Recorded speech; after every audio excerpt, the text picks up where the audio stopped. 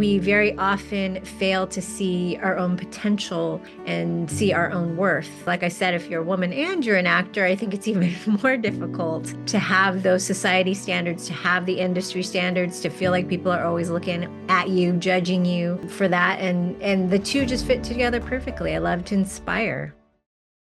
Hi, welcome to another episode of Behind the Spotlight. I'm your host, Kelly Wright, and today we have our guest, Miss Shelly Townsend, and she's here, and let's let her have the opportunity to tell everyone how she has worked helping people transform in different ways and help them turn their pain into purpose. Here we have Shelly. Hi, Shelly, how are you? Hi, it's great to be here. Thank you for having me. Nice, nice, nice. So let's just get started with our interview. Okay, would you be so kind as to tell everyone? First question I always like to ask is let them know who you are and what exactly it is that you do. Okay, yeah, great. My name is Shelly. I have been an actor for over 30 years, actor and model, and more recently, in the last few years, certified as a life coach. And while I coach lots of different people, I also specifically decided to coach actors because I very intimately understand the ups and downs of the industry, the emotional resilience that it takes to keep going, and the inevitable rejections that we as actors get in the industry. So I teach actors and people, but actors specifically. I have a specific 6-week program for actors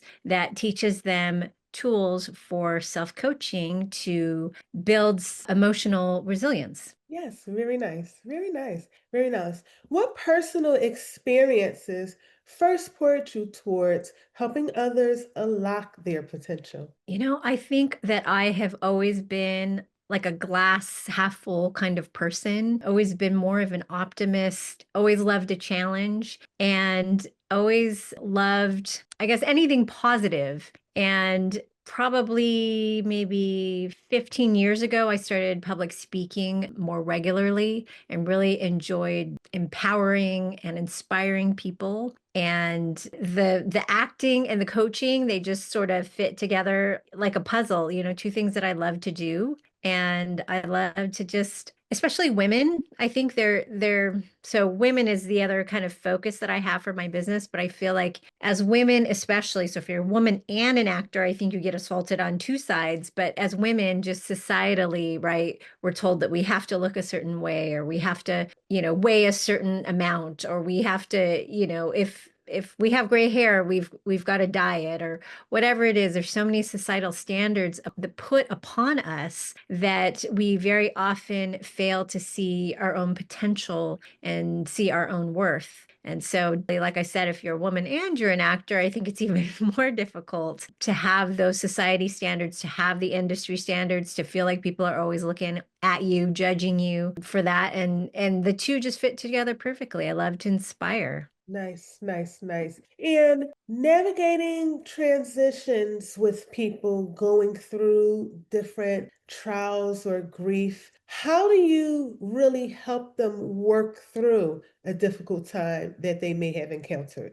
Okay. So, as a life coach, I differ from a therapist in that I do not focus on past events. I focus on present thoughts, and we look to the future. And so, like I said, I have a 6-week program specifically for actors, but I also have a 12-week program for anyone that wants life coaching. And the key is the way the program works is we talk about the brain and the normal things that your brain does. Like there are 3 things. I call it the motivational triad. So your brain wants to avoid pain, it wants to seek pleasure, and it wants to conserve energy. So we start building this knowledge of, those thoughts that you have, totally normal. It's just your brain doing its job, right? It's like the caveman brain. So you think about the caveman, they never knew when their next meal was coming forth, so they had to conserve energy. If there's a saber-toothed tiger, coming around the boulder, so they had to, be on alert and avoid pain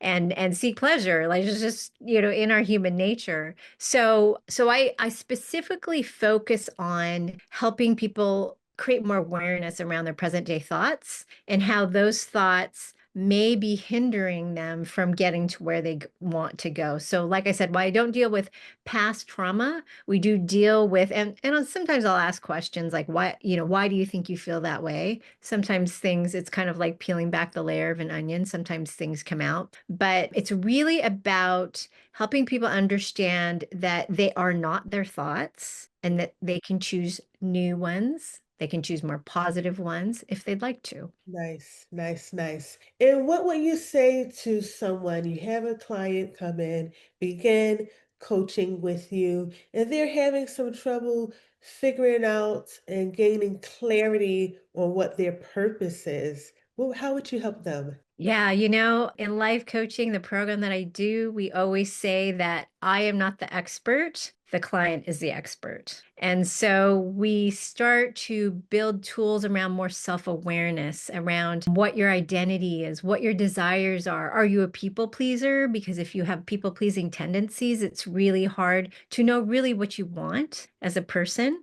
And so through kind of self-coaching, and like I said before, just peeling back the layers, it helps people sort of drop down into their own intuition and realize that they really have the answers within themselves. It's just a matter of discovering what those are. Nice. Very well said. Very well said. You spoke about identity. Talk about a client that you may have worked with and when they discovered their true identity through working with you or your process, how it actually changed the trajectory of them moving forward. Yeah, so I'm trying to think specifically, or maybe I'll just talk generally, pull some examples from several different clients. I had one that was wanting she was a young adult and she was wanting to leave home and go do this thing, and she didn't think she was capable of doing it. And through this process, this 12-week program and completely transformed her. She struggled, with body identity and a lot of things like that, perfectionism, and really just A+ model client, right? Just took in all of the tools, internalized, really did her journaling every week and uncovered all these things about herself and ended up being able to do what she wanted to do, to leave home and go do that thing, and just had remarkable experiences doing so. I had a client recently who was doing things or behaving in a certain way that wasn't in a congruence with her values, but really frustrated and trying to figure out like, why am I doing that? Beating herself up. And through this process of just understanding her present thoughts and what might be causing her to behave that way, she realized, okay, I can change that thought, and that's really not what I want to be doing. So those are just a couple of examples. Very good. Very good. Yes. What's the difference between success that looks good on paper and success that actually feels good on the inside? And well, can you elaborate on success on paper? Like what exactly you Maybe would? a person who's achieved a lot and done big things in their careers or earning the six figures or seven figures or eight figures. They have that outward success within Mhm. their career, but they don't really feel it on the inside. Yeah. Well, I think that goes, we could probably pull examples from a lot of places, right? Just because you're successful outwardly doesn't mean that you feel successful inwardly and or even have joy in your life. I think that's something that a lot of people lack. And that lack of joy can come from, I don't know, as a life coach, I feel like everything stems from your thoughts. I teach a paradigm, and the paradigm is called the feasible paradigm. It's an acronym. And the F stands for fact. So maybe something happens in your life, an inciting incident. Maybe say, I don't know, so and so told me I wasn't successful. And then the next step in that paradigm is S, which is story. And you have a story or thoughts about that fact when so and so said you weren't successful. Because of that story, your story might be like, oh, they're right. Like I haven't done anything with my life, right? So if that thought sticks with you, then you have a resulting emotion, which might be depression, insecurity, something like that. The next one is B, which is behavior. So because of that story, that emotion, it causes you to behave a certain way or not do certain things. So if you felt insecure, you may not be willing to take risks. You may not be motivated to, go out there and go for a new job or go for a new degree. And because of those things, there's an immediate effect. So that's E. And then L, which is legacy, the long-lasting effect in your life. So I think that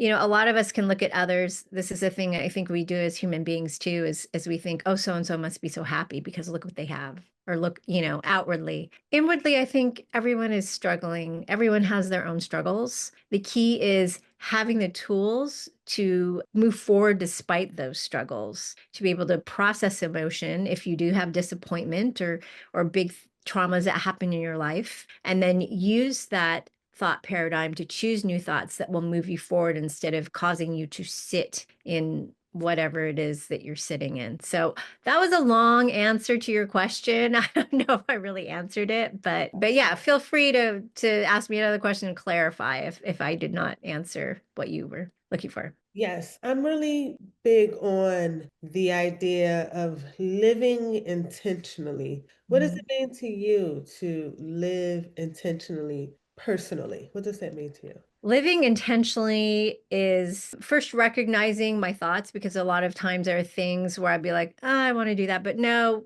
that's too scary, or no, I can't do that, or, no, there's no way I could ever do that. And using the thought tool that I just described, it's a way to realize, okay, wait a minute. Like, who says I can't do it? Or maybe I can't do it yet. I love that word. We use that a lot in coaching, yet, or it's possible that, dot, dot, dot. And so, I think our limits really are placed upon us by our thoughts. So when we talk about living intentionally, I think it's figuring out what it is you actually want to do, what your desires are, and then figuring out how to get there. And the brain is a powerful tool. We don't realize that many times. Yes, yes, yes. And how do you keep yourself grounded and aligned when life gets overwhelming or uncertain? Yeah, that's a good one. First of all, I think it's recognizing that life is always going to have uncertainties.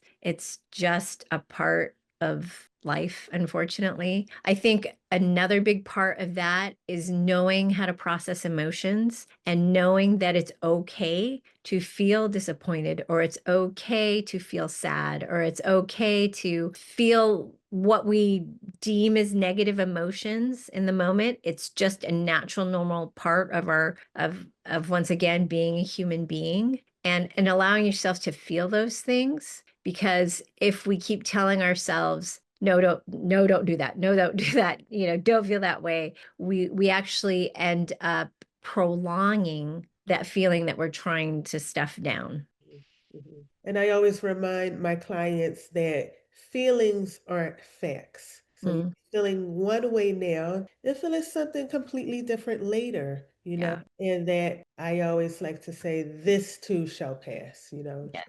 Let the feelings pass, Yeah. through them, process them, but they will eventually pass. Yeah, for sure. Okay, what's one truth or principle that guides everything you do in your coaching or in your life? One principle, I'm a religious person. So I would say the one principle that guides me in my life is that I'm a daughter of God. And within that is a certain inherent worth that cannot be destroyed because it has always been with me. And I believe that for everyone else that I coach, that God gave you inherent worth. It's just a matter of let's uncover it and help you realize that. Yes, yes, very well, very well, very well. And what's something you wish more people understood about personal development, especially those who think change takes years or is too out of reach? Oh, I feel like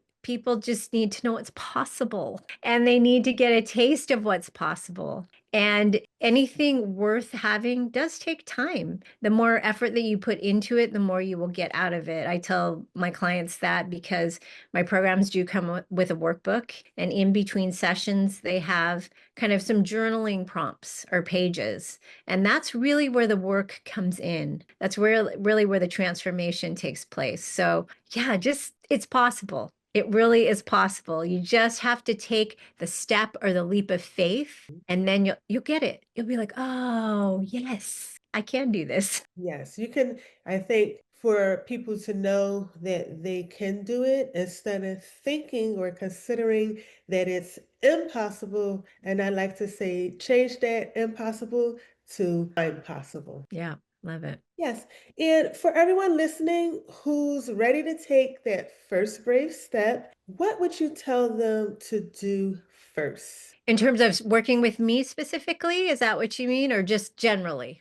Generally, we'll get to those. Don't Okay. worry. I have a few more questions. Okay. Yeah. Sure, but they want to make a change. They want to take a step, and but they don't know what to do first. I would say if you are considering that, have a consultation with someone you think you might want to meet with that you think could help you. If you don't start doing your investigative work, or in other words, if you just sit there and don't do anything about it, you'll never know. So just take that first step, as hard as it is, to just do some investigating, ask some questions. One of my favorite emotions that I like to tell people, if you can figure out how to embrace vulnerability, you will get far in life, because very often things that feel new make us feel very insecure and vulnerable. But if you can know that it's okay to be feeling that way because you're trying something new, it's just your brain trying to keep you safe and trying to avoid pain, then you can move forward to take that step to just start to find out, what kind of program you might want to use to help you. Nice, nice. And for someone out there who's just feeling with a lot of pressure from something they're currently experiencing, or maybe some burnout, what advice would you give them? Burnout. Well, first of all, I would always say that it's important to know whether or not you are clinically depressed, because, like I said, as a life coach, I do not deal with diagnosing mental illness or prescribing any kind of drugs to help that. But so I think it's really important to recognize, are those signs there of clinical depression? And if you don't know, you can Google it, and then you can, start, like I said, that investigative process to find out if that's something that you really need to do. In terms of burnout, I think it's important to have a balance in your life. It is really important to be a whole person. When I talk to actors, we use our experience in our work. So it's really important, for example, for us to not just be an actor, but to have other creative outlets, whether it's writing or painting or other hobbies, whether it's, going to work in a soup kitchen, or whatever it is else that you like to do. It's really important to have those outlets and be able to know when your body and your brain are telling you it's time to take a little break, and that's okay. Yes, yes. And Shelly, would you let everyone know, someone out there, they may want to get in contact with you, find out about how they could work with you. Would you let them know that information to your socials or your website in any way that they could get in touch with you, please? Absolutely. Thank you. So my website is www.coachwithshelly.com. I have a specific page on there for actors, and then another page on there where it says that I specifically work with women. I work with anyone, but I do love working with women because I understand intimately the challenges that we face. And then as far as Instagram goes, it's coach.with.shelly. And then I have a Facebook page, Coach with Shelly, so you can see the theme. It's all the same. And I do also offer a 30-minute complimentary session if anyone is interested. And once again, like I said, investigating and curious about what coaching is like. I do have a link on my website where you can go to my Calendly and you can sign up for one of those sessions. No strings attached. I am not a hard sell. I just love to help people. So if you're interested, just hop on there and let's talk. Nice, nice. And one more time, that website again, please. Yes, it's coachwithshelly.com. Thank you. Thank you. Well, thank you, Shelly. It's been wonderful having this conversation with you. I love the work that you're doing, and I think there's so many people out here that could benefit from having some life coaching. And I hope that anyone who is struggling with something or dealing with something, reach out, get help if you need it. There's people here in the world who would love to help you and help turn your problem around so that you too can turn your pain into purpose. Yes, and Kelly, I'm sorry, I forgot one more thing. I do have a YouTube channel, Coach with Shelly, where I combine short movie clips with mindset lessons. So if you're not yet ready to step into talking with me, go to my YouTube channel and get a little brief daily dose of inspiration. Yes, nice, nice, nice. So check out her YouTube channel. Would you say it again? It's just Coach with Shelly. Yep. Shelly. Okay, well, there you have it, guys. Shelly Townsend, and this is another episode of Behind the Spotlight. Thank you. Thank you for having me, Kelly. You're very welcome. Thank you for being here. Thank you.